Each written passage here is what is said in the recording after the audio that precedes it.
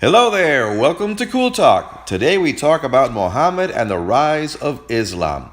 Islam is the religion of 1.8 billion people in the world today, and we're going to start in the year 570 AD in Saudi Arabia in the city of Mecca.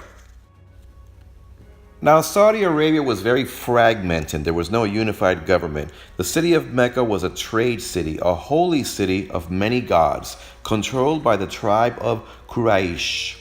It was a very arid land. There were nomadic herdsmen constantly moving around to get water for their flocks. They would raid a caravan going by, and believe it or not, raiding a caravan, stealing, was not illegal at the time. And murder was also not a crime. So it was imperative that you belong to a tribe because you needed protection. So if somebody killed somebody in your family or tribe, you could get revenge and kill that person or persons. And that was not a crime either. It was a completely different world. Now in Mecca was the Kaaba. Kaaba is considered the house of God. It was said to have been built originally by Adam and Eve. It was lost in the flood and rebuilt by the son of Abraham, Israel. The Kaaba is in Mecca today, at the center of the Al Masjid Al Haram Mosque, the most sacred site in Islam. There's a black stone inside said to have been put there by Muhammad himself and had been found originally by Adam. Now, at the time of Muhammad's birth, the Kaaba shrine held the idols of 360 different tribal deities. In Saudi Arabia at the time, there were many gods and goddesses. It was a mixture of Zoroastrianism with a little bit of Judaism and Christianity. Muhammad had a rough start. He was born in the year 570. Muhammad's father died before he was born. His mother died when he was 6. His grandfather raised him for 2 years, but then he died, and from that point on, Muhammad was raised by his uncle Abu Talib. Abu Talib was a very prominent figure in the tribe of the Quraysh. Muhammad worked with his uncle. They started working in trade, in caravans. They were merchants. Khadija. Khadija was a very wealthy widow. She was a trade merchant, and Muhammad, who had a reputation for honesty, began to work for her. She was 15 years older than he was. When he was 25 and she was 40, well, by that point they had fallen in love and they got married. Khadija would become Muhammad's first convert. So Muhammad was an honest merchant, nothing remarkable at the time, living in a very backwards part of the world. And he would often go into caves to meditate and pray. And one day he had a revelation. He saw the angel Gabriel. He went and told his wife Khadija. He was very impressed and actually scared. She took him to her cousin, who was a Christian, and her cousin told Muhammad that he must be a prophet. Well, Muhammad kept most of this information to himself for about 3 years. His wife Khadija was his first convert, the first Muslim convert. Then he spoke to some family members. He got a few followers at first, and after about a year, he had about 150 people following him, mostly young, impressionable people who had fallen in disfavor with their tribes or didn't belong to a tribe, and also young people that were following in caravans, merchants who were looking for something in their lives. Muhammad taught that there was one God, Allah, that Muhammad was the final prophet, that there was a heaven and hell, that we needed to pray 5 times a day facing Jerusalem. That would later change to Mecca. I'll get to that. That you needed to fast during the month of Ramadan from sunrise to sunset. You had to be modest, frugal, and charitable. Now, Muhammad wrote the Quran, the Muslim holy book where his teachings are summarized. And there's also the Hadith, which is a book of sacred sayings attributed to Muhammad but not written by him. Now, Islam could be summarized as the complete submission to the will of Allah. Today, many Muslims reject other cultures and government systems such as democracy. To a Muslim, submission to Allah is freedom, and this may seem strange to us. How could submission mean freedom? Well, democracy is openly seen as doing what you want. But doing what you want for a Muslim is being a slave to yourself. So submission to Allah is the true freedom.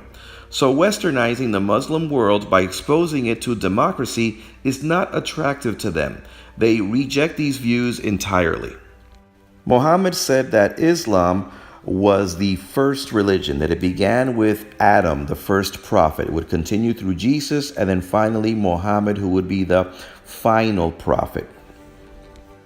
The Quraysh was very angry with Muhammad. Muhammad was gaining followers slowly but surely, and this was cutting into their monetary interests. Because Mecca was, yes, it was a trade city, but it was also a holy city. People would visit Mecca to see the Kaaba, which was the home for 360 deities. So Muhammad saying there was only one God was very dangerous to them. Muhammad's followers, now referred to as Muslims, began to be persecuted. So Muhammad sent some of his followers over to Egypt and Ethiopia, including one Habiba. She was the daughter of one of Muhammad's enemies, Abu Sufyan. Then in 619, Muhammad's wife Khadijah and his uncle Abu Talib died. He called this the year of sorrow.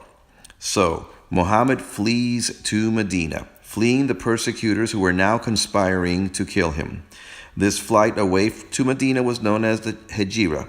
He leaves with his followers 150 miles northeast. There were already some Muslims living in Medina, and they received Muhammad and the other refugees as brothers and sisters.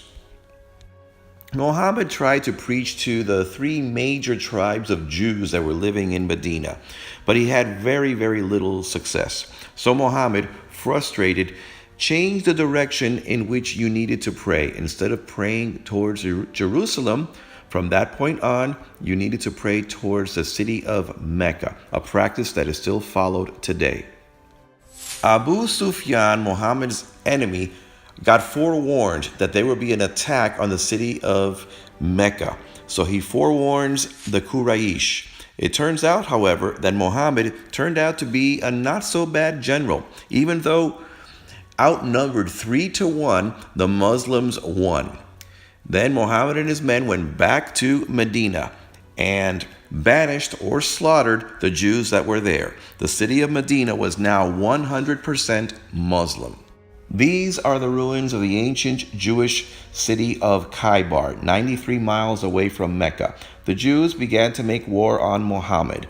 Muhammad would go there, assault the city of Khaybar, and conquer them. The Jews that were there were allowed to stay, but they would have to pay 50% of their income to the city of Medina. Now, there was a Jewish girl named Safiya, whose father and brother had died in the wars. Muhammad would marry her, ask her to become Muslim, and she did. Now, Muhammad would get married about 11 times. Some say 13. And we have to mention now one child bride named Aisha. Aisha was 6 years old when they got married and 9 when the marriage was consummated. Some want to debate that she was older than that. We can't prove anything, but we do know that Muhammad wrote that he liked to sit around and watch her playing with her dolls. Think about that what you will. There would be many skirmishes and 2 more major battles before Muhammad would conquer the city of Mecca. He went into the city of Mecca with his army, killed no one in the city, and had all the idols smashed. And this is the area of land that had become Muslim by the time of Muhammad's death. By this point, Habiba, that was Muhammad's follower that he had sent over to Ethiopia, had returned and she had married Muhammad. This must have angered her father, Abu Sufyan. But nevertheless, Abu Sufyan and his men converted to Islam. Muhammad died in the year 632. This is his cousin Ali. He was a son of Muhammad's uncle who had raised him and pretty much was a brother to Muhammad. Many expected that he would be the successor. But instead, the person who was chosen was Abu Bakr. This is the father of Muhammad's child bride Aisha. The supporters of Ali were known as a Shiatu Ali.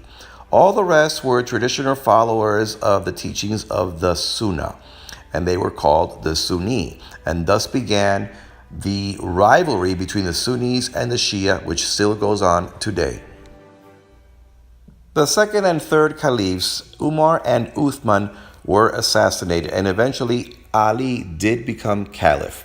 But many opposed his rule, and one of them, Aisha, who was, remember, the child bride, she's all grown up now, she led an army at the Battle of the Camels, and they opposed Ali and tried to get revenge for Uthman's death. She failed and retired in Medina, dying 20 years later. But the civil war continued. Ali would be assassinated, two of his sons would become caliphs, but one of them, in the interest of ending the civil war, abdicated, and Muawiyah became caliph, and he was also the founder of the Umayyad dynasty. By the year 750 AD, when this dynasty ended, the Muslim world had extended from Spain across North Africa and to what once was the Persian Empire. If you were a non-Muslim, you could still live there, but you had to pay a higher tax. And because they were used to living in tents, they had a huge surplus. But as the money kept pouring in, they stopped living in tents, and palaces and mosques were springing up everywhere.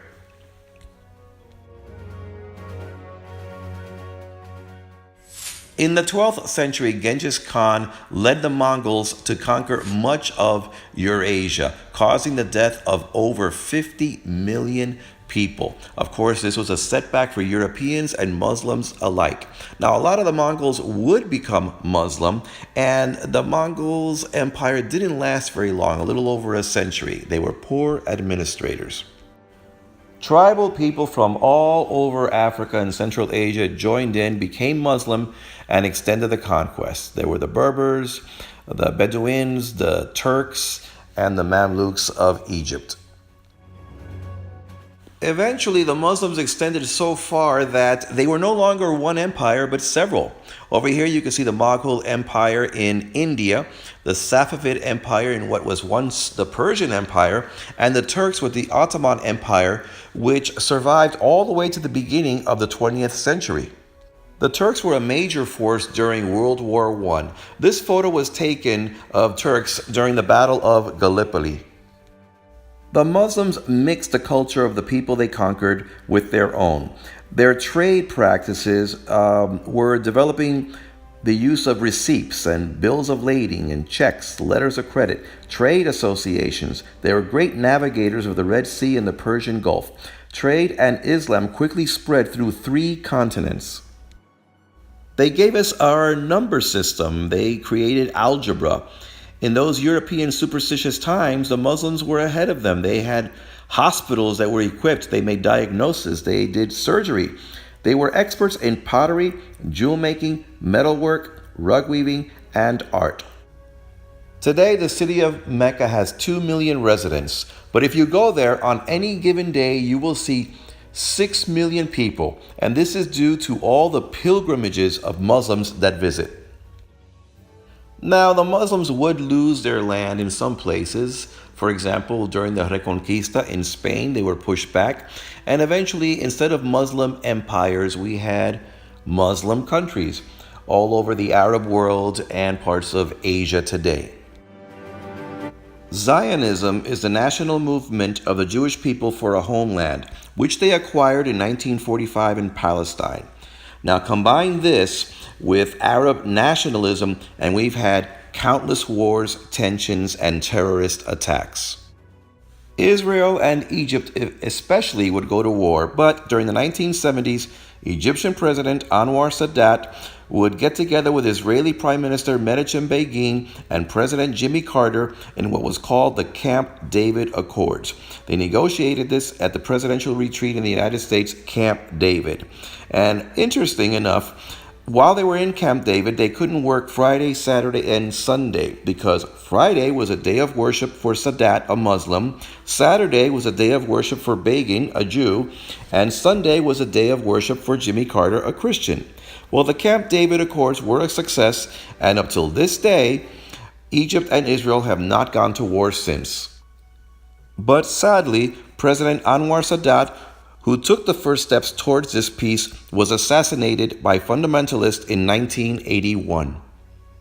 In 1979, in Iran, the constitutional monarchy was overthrown and a theocratic Islamic republic was installed with an autocratic leader, the Ayatollah Khomeini. That same year, the Iranian government allowed students to overrun the United States Embassy and take over 50 American hostages, holding them for over a year. The U.S. placed economic sanctions on Iran that are still in place. That same year, President Saddam Hussein of Iraq, fearing that an Islamic revolt could happen in his country, invaded Iran, and that war lasted 8 years. Extreme Islamic terrorism occurred often in the late 20th century. The most prominent example was the attack on 9/11, September 11, 2001, where 4 planes were hijacked by terrorists. 1 slammed into the Pentagon building in Washington, D.C. 2 hit the World Trade Center Twin Towers in New York City, bringing them down. The 4th plane was overtaken by passengers and crashed in a field in Pennsylvania. The attack caused 2,996 deaths and injured 6,000 others. And so began the increase on the war on terror, specifically Al-Qaeda, the terrorist group, and its leader Osama bin Laden, sponsored by the Taliban government in Afghanistan. The U.S. would enter into a war in Afghanistan that is still ongoing today. Osama bin Laden would be killed in a U.S. raid at his home in Pakistan 10 years later. There was also a change in United States policy and an acceptance of preemptive strikes on any nation suspected of being a potential danger to the U.S. Under this policy, Iraq was attacked by the U.S. March of 2003. That war would end December 18, 2011. The war was started on the assumption that President Saddam Hussein harbored weapons of mass destruction. This turned out not to be true. So far, there have been 3,458 coalition U.S. military deaths in Afghanistan, along with 1,700 U.S. civilian contractors killed, 20,000 wounded. As for the Afghans, there's an estimate number of 104,000 people killed, 41,000 wounded. In Iraq, there were 4,815 coalition troops killed, along with over 17,000 Iraqi security forces that were assisting us. As for the Iraqi combatants, there's an estimated number of 34,000 dead. This chaos, along with the problems in Libya, Egypt, Yemen, Syria, and other regions, has brought both sympathy for the Muslim people as well as much hostility.